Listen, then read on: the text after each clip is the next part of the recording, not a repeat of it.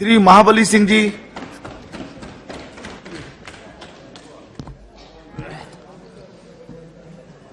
सभापति महोदय, केंद्रीय बजट 2023-24 जो सदन में चर्चा के लिए, सामान्य चर्चा के लिए लाया गया है, उस पर आपने मुझे बोलने का अवसर दिया, इसके लिए आपको धन्यवाद। महोदय, जब भी सदन में बजट पर चर्चा होती है तो सत्ता पक्ष के लोग जो हैं बजट की सराहना करते हैं। हमेशा आजादी के 75 साल हो रहे हैं, इन 75 सालों में जो भी सरकार बजट बनाई, सभी सरकारें दलित, पिछड़े, अकलियत, किसान, मजदूर के हित में कह करके लोगों ने बजट बनाई।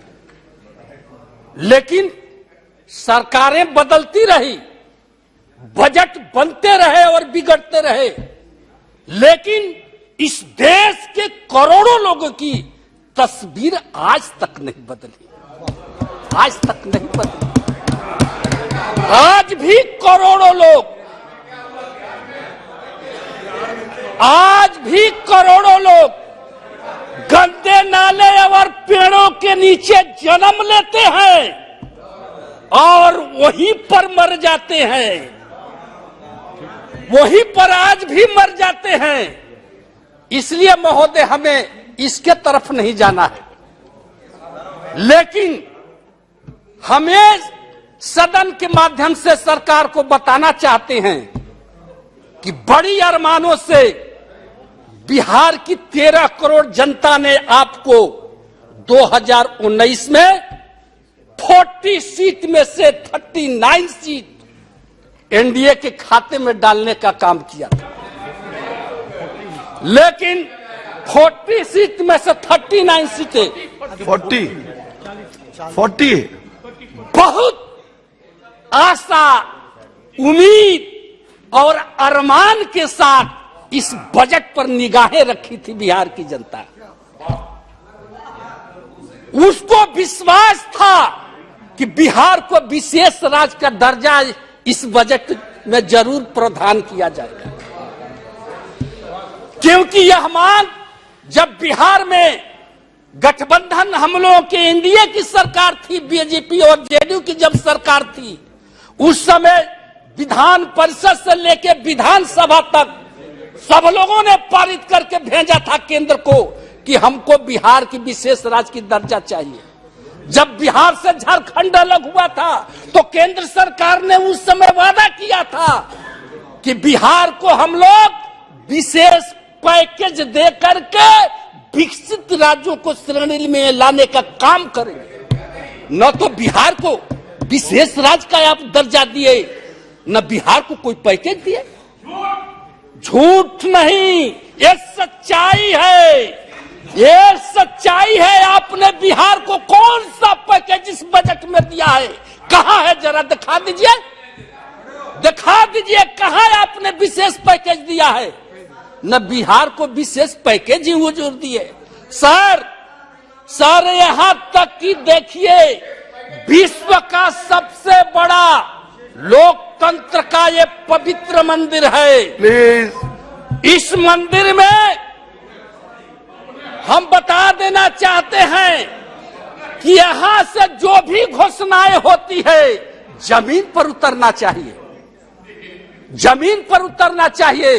2000 बिहार के अंदर 2007 में तत्कालीन रेल मंत्री ने बिहटा औरंगाबाद रेलवे लाइन का शिलान्यास किया था। उस समय 3,500 की, आज 3,500 करोड़ की वो योजना हो गई।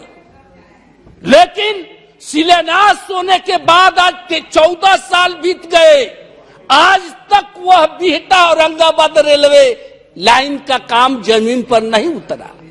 अब बताइए महोदय कि हम लोग यहां सदन में चर्चा करते हैं, बिहार की जनता पटना से लेकर दिल्ली तक धरना, आंदोलन, प्रदर्शन करते आ रही और वह 4 पार्लियामेंट का क्षेत्र था। सभी माननीय सदस्य जो आज बोल रहे हैं, हमारे राम कृपाल जी, इन्होंने भी कई बार रेलवे मंत्री से मिला, हम लोगों ने मिला।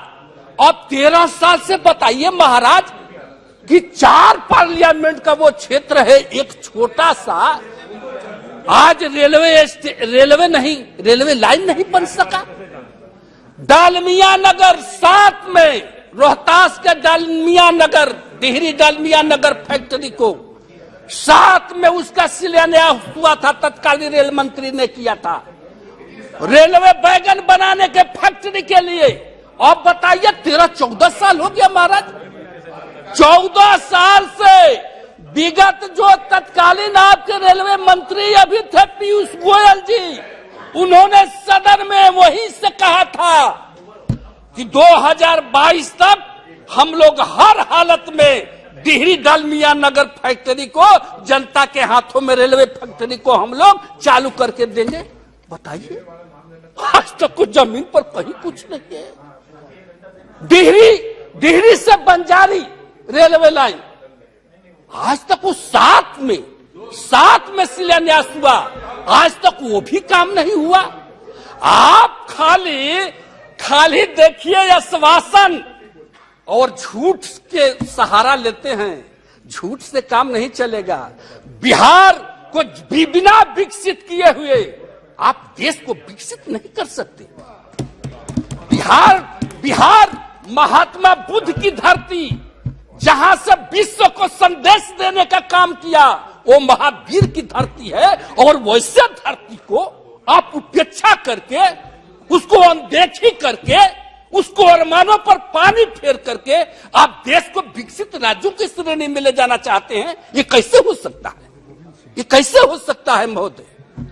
एक बात हम कहना चाहेंगे महोदय कि हमारी जो केंद्र सरकार है, जो राष्ट्रपति महोदया ने जो भाषण दिया है और उसने कहा है कि सबका साथ, सबका विकास और सबका विश्वास, सबका विश्वास, और आपने कहा सबका प्रयास। हम मानते हैं आप कैसे सबका साथ ले सकते हैं, आप सबका प्रयास कैसे ले सकते हैं। आज आप 75 सालों में अमृतसर महोत्सव हम लोग मना रहे हैं, अमृत का महोत्सव मना रहे हैं। और इस देश के जो बहुसंख्यक समाज है वो आज भी अपमानों का जहर पी करके इस देश में जिंदा है। आप पूछ लो, अमृत को वोट से लगा लिए, आप अमर हो गए, लेकिन इस देश का बहुत बड़ा जो समाज है आज 75 वर्षों में आजादी के आज भी अपमान का जहर का घूंट पी करके जी रहा है। आप सबका प्रयास की बात करते हैं, सबको विश्वास लेने की बात करते हैं। ये कैसे विश्वास आपको मिल सकता है? कैसे मिल सकता है? सबका प्रयास कैसे आपके साथ हो सकता है? इसके लिए सभापति महोदय, हम सरकार से आग्रह करना चाहते हैं, देश के आजादी में इस देश के सारे लोगों ने अपनी कुर्बानी दिया है, चाहे हिंदू हो, चाहे मुसलमान हो, चाहे सिख हो, चाहे ईसाई हो, चाहे बौद्ध हो, चाहे इस देश का दलित हो, चाहे महादलित हो, चाहे अगड़ा हो, चाहे पिछड़ा हो, सब लोगों ने इस देश की आजादी में कुर्बानी दिया है। और सब लोगों का ये अधिकार है इस देश के मिट्टी में, इस देश के हवा में, इस देश के न्यायपालिका में, कार्यपालिका में, विधायिका में, सब लोगों का अधिकार है। सब लोगों को जब तक आप प्रतिनिधित्व नहीं दीजिएगा तो कहिएगा कि सबका हमको प्रयास चाहिए, सबका विश्वास चाहिए। एक तरफ देश के अंदर कोई हेलीकॉप्टर से जाकर के शादी विवाह अपनी बहू बेटियों का करता है, और इस देश के अंदर दलित आज भी दलित जो है घोड़ा पर चढ़कर अगर शादी करने जाता है तो उसको आप उतार देते हैं और कहते हैं कि सबका साथ चाहिए, सबका साथ चाहिए। ये कैसे हो सकता है? इसके लिए एक उपाय है सभापति महोदय, अगर हमारी केंद्र सरकार अगर चाहती है कि सबका प्लीज बैठ जाइए, बैठ जाइए। अगर आपका जब अवसर है तब बोलिएगा। तो एक ही उपाय है महोदय कि जो इस देश में सामाजिक जो व्यवस्था है यह गैर बराबरी व्यवस्था है, और यह व्यवस्था जैसे आरएसएस प्रमुख भागवत जी ने कहा कि इस देश में जाति कोई भगवान ने नहीं बनाई है, आदमी ने बनाया है। तो हम उन लोगों से कहना चाहते हैं कि अगर आप सबका साथ, सबका विकास, सबका प्रयास चाहते हैं, इस देश को विश्व में सबसे महाशक्ति और विकसित राष्ट्र बनाना चाहते हैं, तो एक काम तो देखिए करना होगा। एक काम क्या करना होगा कि या तो जो लोग गैर बराबरी व्यवस्था के तहत जो लोग नीचे गिराए गए हैं जात पात के नाम पर, उन लोगों को आपको ऊपर उठाना होगा, और उनको ऊपर उठाने के लिए उनको ऊपर उठाने के लिए न्यायपालिका, कार्यपालिका, विधायिका और देश के सीमा में जितने रेजिमेंट हैं उसमें सब लोगों को भागीदारी देना होगा, सब लोगों को भागीदारी देना होगा, सब लोगों को भागीदारी देना होगा। अगर आप भागीदारी देना चाहते हैं तो उसके लिए एक काम और करना होगा। अब समाप्त कीजिए जी। अरे महोदय, हमारा 20 मिनट का टाइम है। और भी वक्ता है आपके दल के, 20 मिनट का समय है महोदय। आपके दल के और भी मान्य सदस्य हैं, इसलिए महोदय आपको सबको जब हिस्सेदारी देना होगा तब इस समाज में शांति व्यवस्था कायम होगी और सब लोगों के अंदर देश के प्रति ममता होगा। तो इसलिए उसके लिए एक काम करना है कि देश के अंदर आप जातीय जनगणना कराइए, देश के अंदर जातीय जनगणना कराइए। जब इस देश का जब जानवर की गिनती हो सकती है, इस देश में शेर, भालू, चीता, भेड़िया की गिनती हो सकती है, उसकी जनगणना हो सकती है, जानवरों की हो सकती है, तो तब मानव की जनगणना क्यों नहीं हो सकती है? और जब तक जनगणना नहीं होगा तब तक ये पता नहीं चलेगा सभापति महोदय कि कौन जाति की इस देश में कितनी संख्या है। और जब तक संख्या उनकी गिनती नहीं होगी तो उनको हिस्सेदारी और भागीदारी ये सरकार कैसे दे सकती है, कैसे दे सकती है? तो इसलिए जातीय जनगणना कराना जरूरी है, ताकि जब बात उठती है हक की, हिस्सेदारी की, इस देश में आरक्षण की बात उठती है तो सुप्रीम कोर्ट कहता है कि सरकार ने जातीय जनगणना नहीं कराई है कि कौन सी जाति की कितना आबादी है, तो हम उनको आरक्षण कैसे दे सकते हैं? सुप्रीम कोर्ट कहती है कैसे दे सकते हैं? तो इसलिए ऐसा नहीं हो सकता।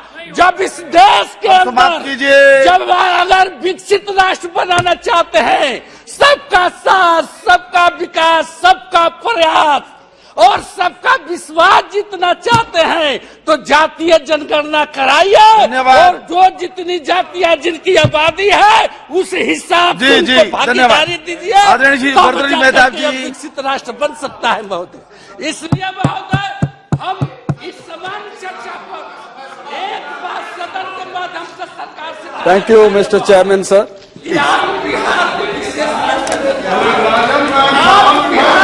जी बैठिए, हो गया आपका विषय हो गया। प्लीज जी मेहताब साहब। Thank you mister chairman sir. The budget कुछ रिकॉर्ड में नहीं जा रहा है, प्लीज बैठ जाइए, प्लीज बैठ जाइए। Conference